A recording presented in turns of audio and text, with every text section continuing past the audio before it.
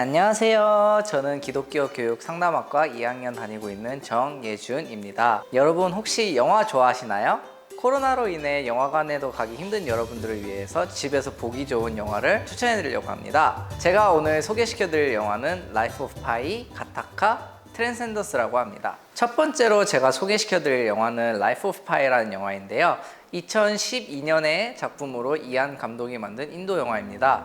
아름다운 영상미로 2013년에 아카데미 시각효과상을 수상받은 영화입니다. 영화의 줄거리를 간략하게 소개시켜 드리자면은 동물원을 운영하던 파인의 가족들이 배를 타고 이민 가던 도중에 폭풍우를 만나서 파이를 제외한 다른 가족들은 모두 안타깝게 죽게 되는 영화인데요.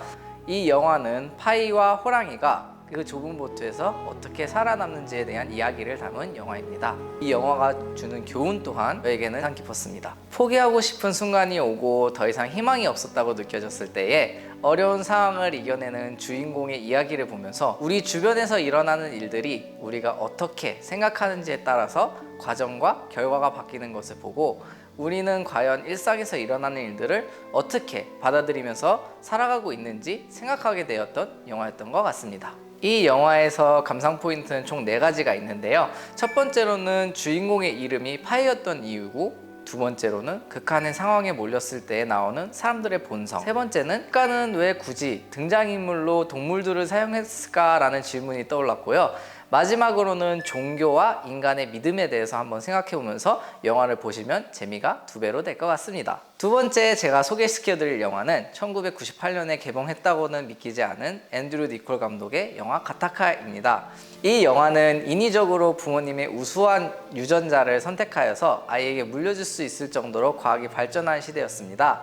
하지만 부모님의 사랑으로 태어난 빈센트는 심장질환과 31살에 사망할 운명이라고 나왔고, 그 사실로 인해 좌절한 그의 부모님들은 결국 유전자 조작을 통하여서 우성인자인 동생 안톤을 출산합니다. 어린 시절부터 우주에 남다른 관심을 가졌던 빈센트는 우주비행사의 꿈을 가지고 집을 떠났지만 가타카는 우성인자만 뽑는 회사였습니다. 빈센트는 브로커를 통하여서 그 회사에 취직하는 데는 성공하지만 그 회사에서 일어나는 일들을 담은 영화입니다.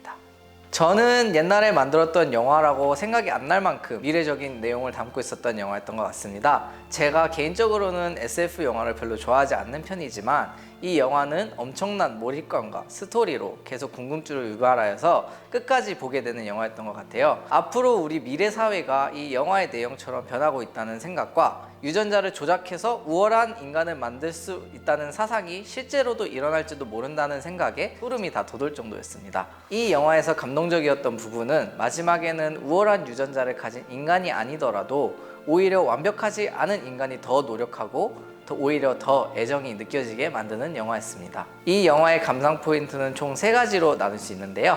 첫 번째로는 하나님이 우리에게 주신 특성을 인간이 간섭하려는 것과, 두 번째로는 마지막에 형제들의 수영 대결이 가지는 의미에 대해서 생각해 볼 수 있었고, 세 번째로는 영화 초반에 나오는 전도서 7장 13절 말씀을 묵상하면서 한번 이 영화를 보면은 더욱더 재미있을 것 같습니다. 마지막으로 세 번째 소개시켜드릴 영화는 2014년에 개봉한 트랜센던스라는 영화입니다. 주연 배우는 캐리비안의 해적에 나왔던 조니 뎁이 출연하고 있으며 인공지능에 대한 고찰을 담은 영화입니다. 이 영화는 천재과학자인 윌이 인간은 항상 신을 만들기 위해 노력해왔다고 이야기를 합니다.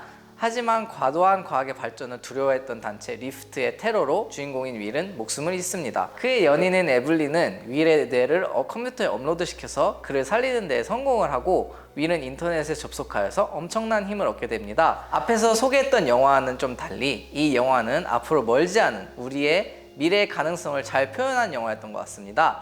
인공지능은 우리들의 삶을 더 편리하게 만들어줄 수는 있지만 하나님이 창조한 인간이랑 사람이 만든 것의 차이점을 느낄 수 있었습니다. 인공지능은 효율성 가치만을 계산하고 그 결과만을 중요시하지만 사람은 도덕적 가치 및 사람만이 느낄 수 있는 감정을 다 가지고 있죠. 그렇다고 해서 인공지능이 나쁘지만은 않았던 게, 영화에서는 인공지능이 많은 사람들을 살려내고 지구를 치유한다는 목적 하에 사람들을 돕기는 하였지만 사람들은 자신이 이룰 수 없는 일을 시행하는 인공지능에 대해서 두려워하여서 자신들이 만든 것을 없애려고 합니다. 어떻게 보면은 자신이 만든 것을 무서워한다는 사실 자체가 인간이 완벽하지 않은 것을 나타내는 것이 아닌가 생각합니다. 이 영화에서 제가 감상한 포인트는 4가지가 있습니다. 첫 번째는 인간이 만든 신, 즉 자아를 가진 인공지능이 실행할 수 있는 능력을 중점적으로 보면 될 것 같고요. 두 번째로는 모든 인간들은 두려움을 가지고 있다는 것. 세 번째로는 사람은 완벽하지 않다는 것.